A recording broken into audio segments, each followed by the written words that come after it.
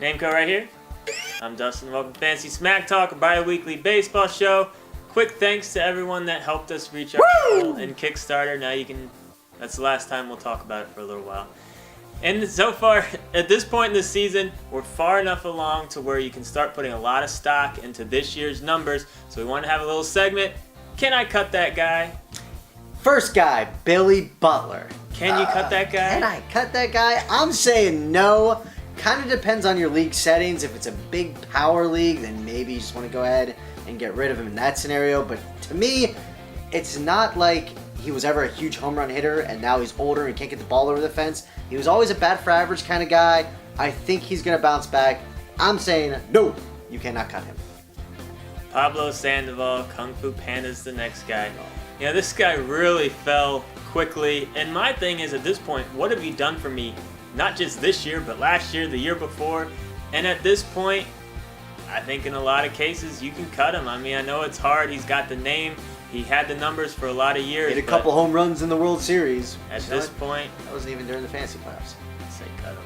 If you have solid options, don't cut him for anybody. The next one, I know a lot of you might be out there thinking about this. Carlos Santana. Catcher, third base eligibility. Guy's going to be a monster. You drafted him early. You told everyone how awesome he's going to be, and he's been beyond garbage. Yes. With that said, catcher, third base eligible. Don't cut him. No leagues, no how. I don't care if you're in a 16 league. Do not cut him. Ride this out regardless because the upside is way too high based on what he can do and the position eligibility. Very true. Let's take a look at some pitchers. Danny Salazar. You know, this is a guy a lot of people liked coming into this year, including ourselves. Stupid cybermetrics crap. We liked him. The numbers seem to be there. Jonah Hill. They seem to add up, but he's off to a terrible start. Give him a couple more weeks at least. Try not to cut him too soon. I say give him 2 more weeks. If he hasn't shown you anything, then you can cut him. Next guy is Mike Minor, and Dustin and I might be differing, I believe, on this one, but I'm saying when it comes to starting pitchers, there's not many leagues that I think that you should be holding on to a bum pitcher. When's the next time you're actually going to feel confident actually starting this guy and playing him? He's going to even ride on your bench for a couple weeks. I'm saying cut me some Mike Minor. And we got another young pitcher that's very much kind of in the same boat as Mike Minor, and that's Chris Archer. You know, kind of a young pitcher that everyone was really excited about coming into the year. A pretty slow start. Hasn't really done that much so far. I'm going to say same thing with Danny Salazar. Just give him 2 more weeks. If he doesn't show anything, then I think it is time to cut him. Cut him too. There's plenty of other young, talented arms out there that you can find. And here are some of them. Let's talk about the must-adds in all leagues. Drew Smyly's the first one for Detroit. Fits that exact type build. You know, if you have Chris Archer, I would definitely drop him for Drew Smyly. What about Mike Minor? Yes. What about Probably. Oh, stop. But Smiley's owned about 50% of leagues. He's got nice K counts, or nice K rates, 6 walks and only 22 innings. Young guy, big upside. I like him. You know me, I'm loving my position eligibility. Got a catcher for you, Wilson Ramos. I drafted him in a bunch of leagues, and to be perfectly frank, I was one of those guys. In some of my leagues, I did cut him as soon as he hit the DL because it was right at the start of the season. But I scooped him back up. Now's the time to get him. He's back. He's in the lineup. He's batting 5th because Harper's banged up, of course. And Matt Williams moves people around that lineup like crazy, and who really cares where they're batting? Gonna get you some average. Gonna get you a little pop. I'd scoop him if you need a catcher at all. And another catcher, shocked that this guy's only owned in 5% of leagues. And I'm calling him a must-add in all leagues because his upside is just too high. And that's Grandal. You know, he did, you know, had the suspension. You know, he's had a lot of negative stuff around him. But this is still one of the best young catchers in the league. He has 4 home runs and 76 at-bats already this year.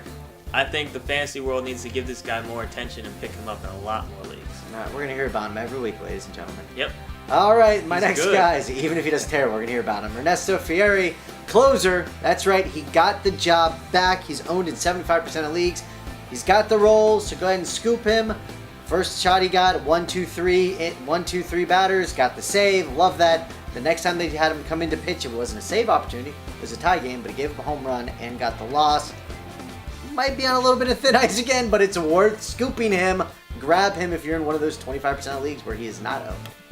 Ian Kennedy is next. You know, he's owned in a lot of leagues, about 70% of leagues right now. But I was a little surprised by that, considering, you know, a couple years ago, this guy was the next big thing, supposedly. You know, hasn't quite worked out, but you got to think that the potential's still there. He's not that much older. You go back to 2011, he had 21 wins, almost 200 strikeouts. There's obviously the potential that he can go back to that. He's not that much. He's only a couple years older. He didn't age any quicker. Only a couple age All right, older. give us some deeper guys, deeper guys, deeper guys. Corey Kluber's the first guy I want to talk about with Cleveland.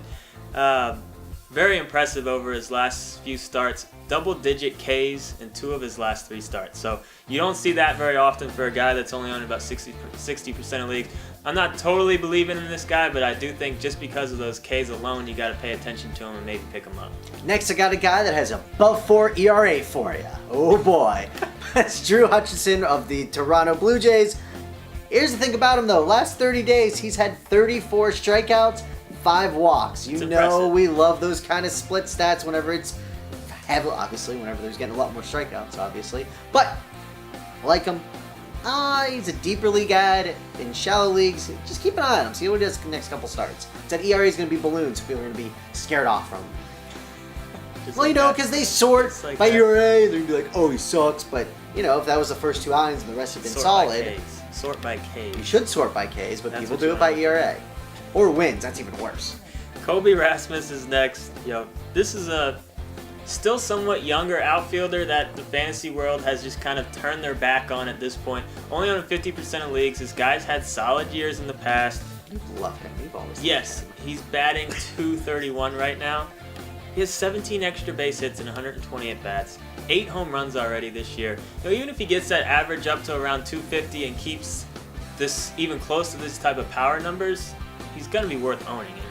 And there's still upside for more. I don't see why people aren't picking him. All right, next I'm talking about Ron Francisco, talking about those Toronto Blue Jays. I almost said Raptors.